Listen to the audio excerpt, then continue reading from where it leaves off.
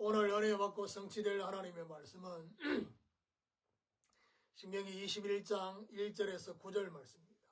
신명기 21장 1절에서 9절 말씀.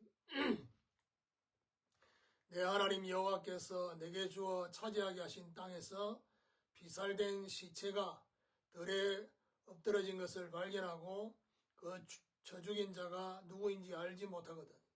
너희의 장로들과 재판장들은 나가서 그 비살된 곳의 사방에 있는 성읍의 원거를 잴 것이요. 그 비살된 곳에서 제일 가까운 성읍의 장로들이 그 성읍에서 아직 뿌리지 아니하고 멍에를 매지 아니한 암송아지를 취하여 그 성읍의 장로들이 물이 항상 흐르고 갈지도 않고 씨를 뿌린 일도 없는 골짜기로 그 송아지를 끌고 가서 그 골짜기에서 그 송아지의 목을 꺾을 것이요. 네 자손 제사장들도 그리로 갈지니 그들은 네 하나님 여호와께서 택하사 자기를 섬기게 하시며 또 여호와의 이름으로 축복하게 하신 자라. 모든 소송과 모든 투쟁이 그들의 말대로 판결될 것이니라. 그 피살된 곳에서 제일 가까운 성읍의 모든 장로들은 그 골짜기에서 목을 꺾은 암송아지 위에 손을 씻으며 말하기를 우리의 손이 이 피를 흘리지 아니하였고 우리의 눈이 이것을 보지 못하였나이다. 여호와여 주께서 속량하신 주의 백성 이스라엘을 사하시고 무죄한 피를 주의 백성 이스라엘 중에 머물러 두지 마옵소서 하면 그 피 흘린 죄가 사함을 받으리니 너는 이와 같이 여호와께서 보시기에 정직한 일을 행하여 무죄한 자의 피 흘린 죄를 너희 중에서 제할지니라. 아멘. 무죄한 자의 피 흘린 죄라는 제목으로 말씀을 전가하기로 합니다. 지난 주간에 구분시켜 주시는 정복 전쟁이라는 말씀을 받았습니다. 다른 족속, 가나안 족속 외에 다른 족속과의 전쟁에는 합평부터 먼저 선포하라고 했습니다. 그들이 합평하기를 원치 않으면 전쟁하는. 가나안 족속과의 전쟁은 여호와의 명령대로 완전히 진멸하라 했습니다.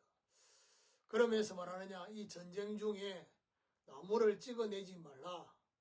그 말은 수목이 사람이 아니기 때문에 수목을 향해서 에워싸지 말라. 그렇게 말씀을 하고 있습니다. 왜냐? 전쟁 이후를 하나님은 생각하시면서 그렇게 명령하고 있습니다.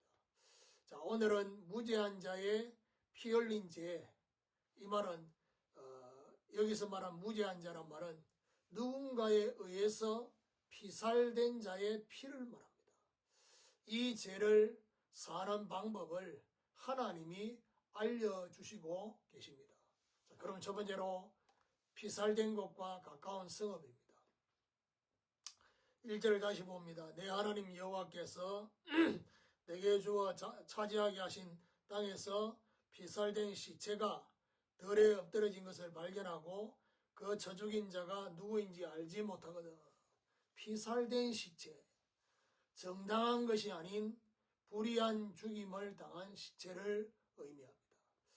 들에 엎드러진 것을 발견하면 들에서 죽임당한 시체를 성경은 아주 부정한 것으로 간주하고 있습니다.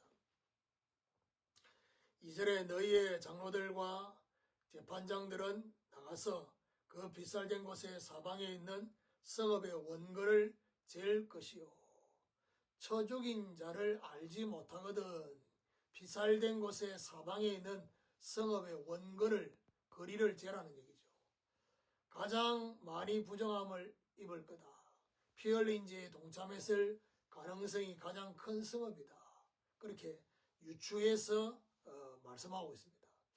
살인자의 죄책을 대신하는 이 성읍은 살인자의 죄책을 대신 책임지고 제거해야 합니다. 3절에 보니까 그 피살된 곳에서 제일 가까운 성읍의 장로들이 그 성읍에서 아직 부리지 아니하고 멍에를 매지 아니한 암송아지를 취하여 제일 가까운 성읍의 장로들이 책임지고 제거해야 할 대속의 의미가 그 안에 있다는 사실입니다. 두 번째로 암송아지로 대속하게 하는 것입니다. 여기 보니까 멍에를 매지 아니하고 아니한 암송아지를 취하라. 멍에를 맨 것은 바로 자유의지를 상실한 죄의 종된 상태를 의미하는데, 멍에를 매지 아니한 암송아지는 바로 흠 없고 온전한 대속 제물의 의미를 상징합니다. 히브리서 4장 15절에 보니까 예수 그리스도는 우리의 연약함을 함께 동정하시지만 그는 죄가 없다 했습니다. 자, 그러면서 4절에 그 성읍의 장로들이 물이 항상 흐르고 갈지도 않고 씨를 뿌린 일도 없는 골짜기로 그 송아지를 끌고 가서 그 골짜기에서 그 송아지의 목을 꺾을 것이요. 물이 항상 흐르고 살인자의 죄악을 흐르는 물에 영구히 떠나 보내려는 것입니다. 그러면서 뭐죠? 송아지의 목을 끊는다. 알려지지 않은 그 살인자에 대한 처형의 상징입니다. 그러면서 네의 자손 제사장들도 5절에 보니까 네의 자손 제사장들도 거리로 갈지니 그들은 내 하나님 여호와께서 택하사 자기를 섬기게 하시며 또 여호와의 이름으로 축복하게 하신 자라. 모든 소송과 모든 투쟁이 그들의 말대로 판결될 것이니라. 네의 자손 제사장들도 여호와의 이름으로 판결되도록 하기 위해서 거기에 함께 가라고 했습니다. 세 번째로 피 흘린 죄가 사함을 받은 것입니다. 6절에 보니까 그 피살된 곳에서 제일 가까운 성읍의 모든 장로들은 그 골짜기에서 목을 꺾은 암송아지 위에 손을 씻으며, 제일 가까운 성읍의 모든 장로들 암송아지 위에 손을 씻는다. 이거는 바로 뭐죠? 자신들의 무죄함을 선포하는 것입니다. 7절에 말하기를 우리의 손이 이 피를 흘리지 아니하였고 우리의 눈이 이것을 보지 못하였나이다.